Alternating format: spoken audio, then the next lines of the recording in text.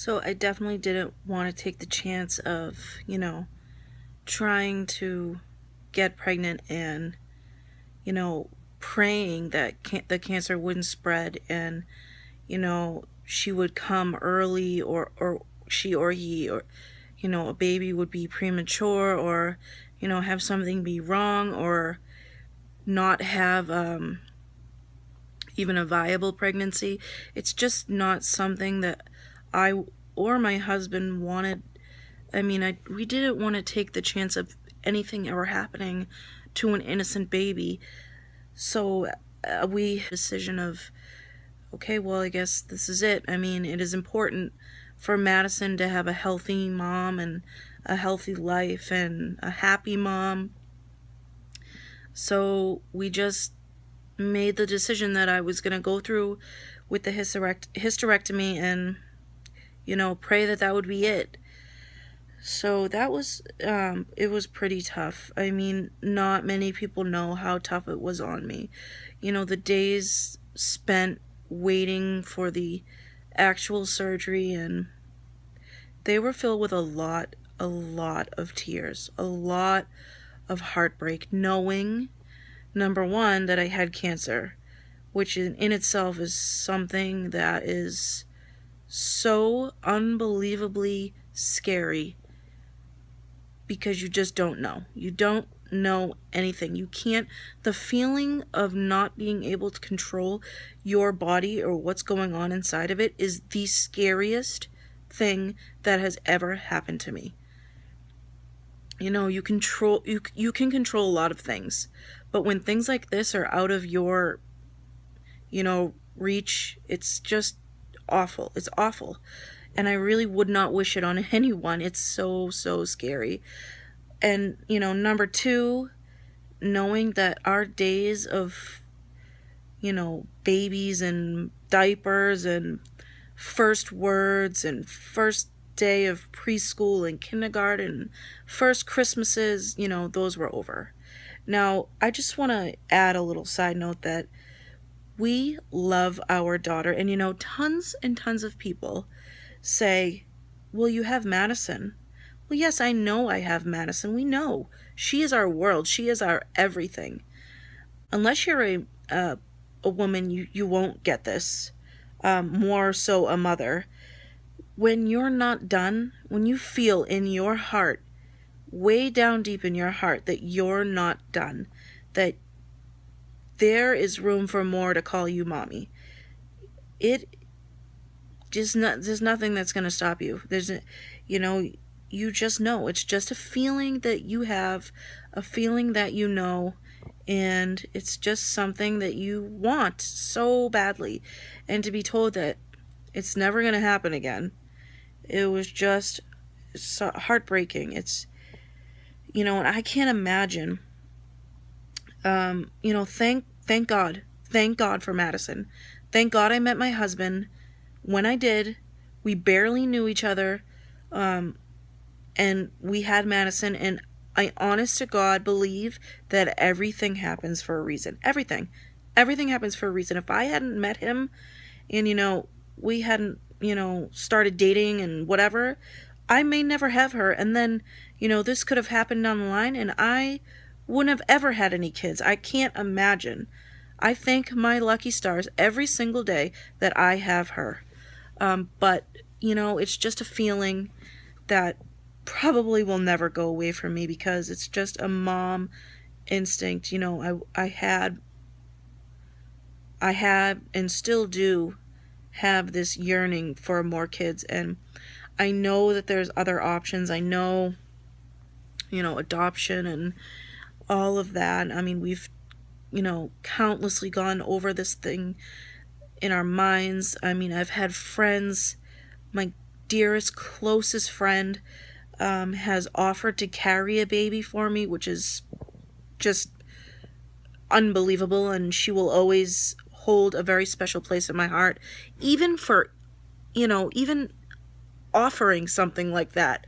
It's just, I can't thank her enough. But it's just, I don't know, it's just the feeling of carrying your own baby is what I wanted, what I want, what I still want to this day, that I'm never going to be able to have again. So I did have a hysterectomy, a full hysterectomy, and it was awful. It was awful. I mean, it was just, I'm 31. I was 30 when I had it. And it was just, I don't know, being 30 years old, you never think that this could happen. Something like this could happen. And having, the piece of me that held my daughter inside of me taken out, and just, that's it. It's over. And it was very hard. It was very hard. The healing was very hard. Not only physically, emotionally, still very hard. So after all of that, after the hysterectomy, I still continue to see my oncologist every 4 months. Every 4 months for 5 years. I will be driving into Boston to see him, to experience painful exams, and, things just aren't the same. They're not the same for me. A lot of people say, and I've watched a lot of stories like this on YouTube, and a lot of people leave the meanest comments about, well, you're lucky, on other people's stories. You're lucky you didn't lose your hair, or you're lucky you didn't have to go through chemotherapy or radiation. You're just lucky you didn't have to do this or that. You know what? It's friggin' cancer. No one's lucky. No one's lucky. I lost a huge chunk of my heart. Okay? A huge part of me is gone forever. There's no getting it back. That's it. And now I have to worry every time I go in that office, every time he sends out a test, every time I get a scan or blood work or anything. I have to worry that it's going to come back, or that he didn't get it all, or something. And you know what? People who talk like that and say, "Oh, well, you're lucky you didn't have to do this." No, I am lucky. I'm lucky that I beat it. I'm lucky that I am under the watch of such wonderful doctors. I'm lucky to live in the place that I do, that has some of the best doctors in the world. But you know what?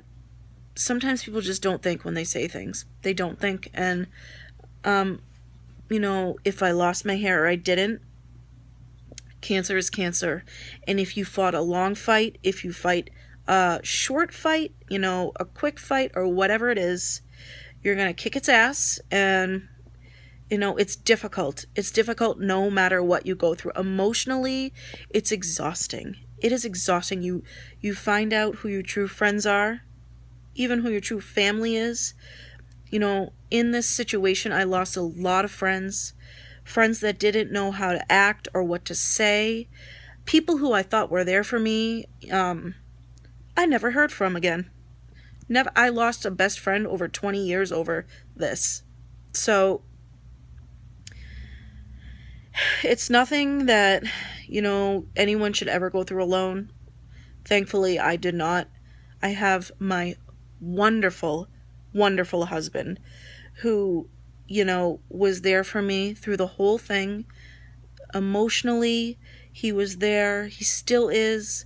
And I just hold this tremendous amount of guilt. This tremendous amount of guilt that I can't give him another child.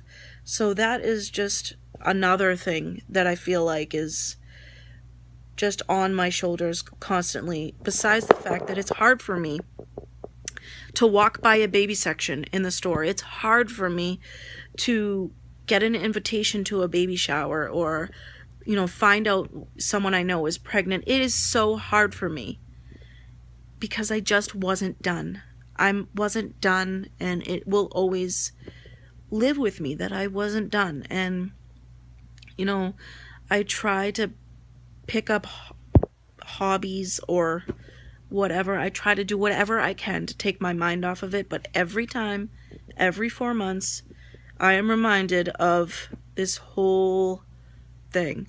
And, it's just a constant reminder. And I am so lucky that I was able to rid it from my body, that my doctor is amazing, that it didn't spread to my lymph nodes.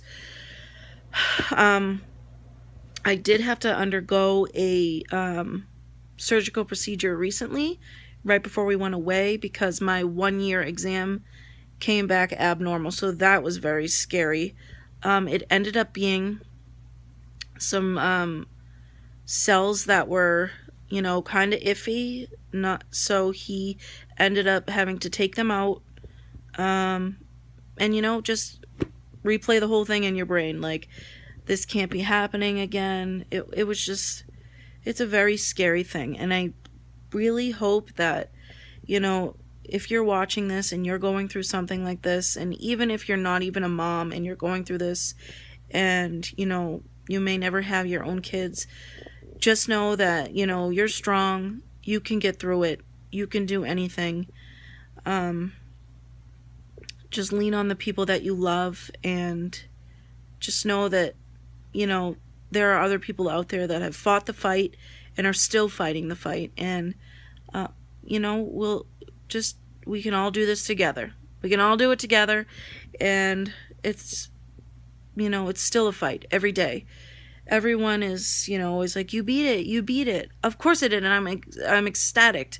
But I still have to go for my checkups. I still, have some very uncomfortable moments.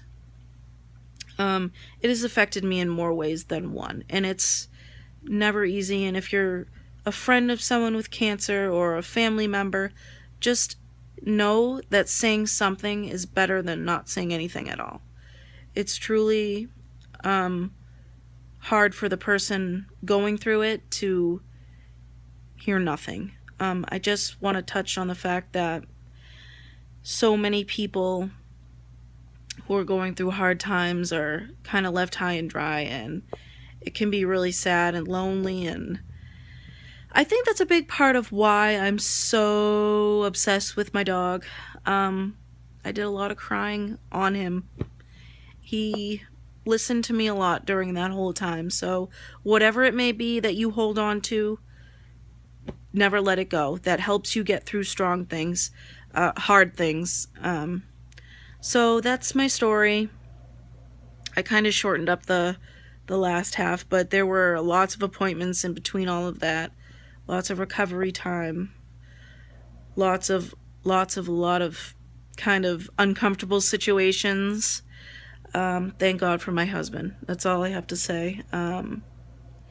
Because when you're walking out of a hospital with a catheter that you need to keep in for a week, it's pretty hard to disguise that, and it's pretty embarrassing. And, having someone that's going to help you with that for the whole week, and then, that's a keeper. And I found myself a keeper. And I know that we're going to, raise Madison and be happy together, but this will be a continuing battle for both of us, but for me mostly, because I still find it very hard to talk about any sort of baby. So I hope I helped someone out there.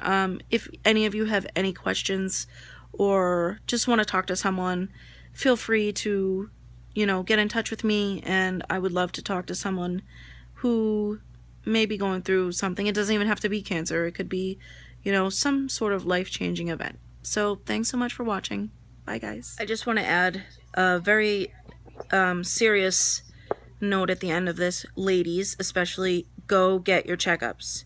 Go get your annual physicals, pap smears, mammograms. Go get them, because it could just save your life.